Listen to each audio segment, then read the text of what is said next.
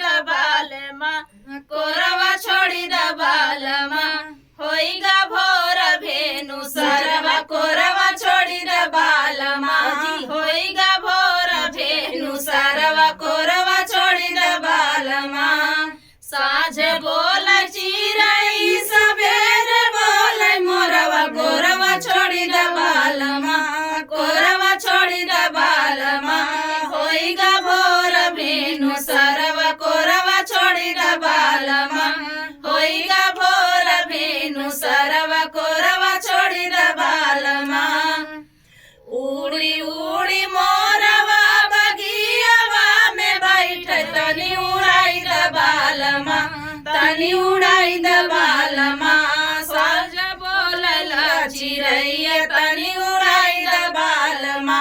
साँझ बोलल चिरैया तनी उड़ाई द बालमा साँझ बोल चिरई सबेरे बोल मोरवा कोरवा छोड़ी द बालमा कोरवा छोड़ी द बालमा होइगा भोर भेनु सरवा कोरवा छोड़ी द बालमा होइगा भोर भेनु सरवा कोरवा छोड़ी द बालमा उड़ी उड़ी मोरवा खिड़किया पे बैठ तनी उड़ाई द बालमा तनी उड़ाई द बालमा होइगा साँझवा सबेरवा तनी उड़ाई द बालमा होइगा साँझवा सबेरवा तनी उड़ाई द बालमा होइगा साँझवा सबेरवा तनी उड़ाई द बालमा उड़ी उड़ी मोरवा जगतिया पे बैठ तनी उड़ाई द बालमा तनी उड़ाई द बालमा होइगा भोर भेनु सरवा तनी उड़ाई द बालमा होइगा भोर भेनु सरवा तनी उड़ाई द बालमा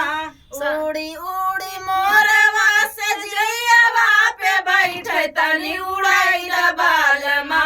तनी उड़ाई द बालमा होइगा भोर भेनु सरवा तनी उड़ाई द बालमा होइगा भोर भेनु सरवा तनी उड़ाई द बालमा। तो फ्रेंड था चुटकुल्ला कहरवा ना जी, आप लोगों को कैसे लगा कमेंट बॉक्स में बताना। फिर मिलते किसी नए गाने साथ, तब तक के लिए बाय बाय दोस्तों।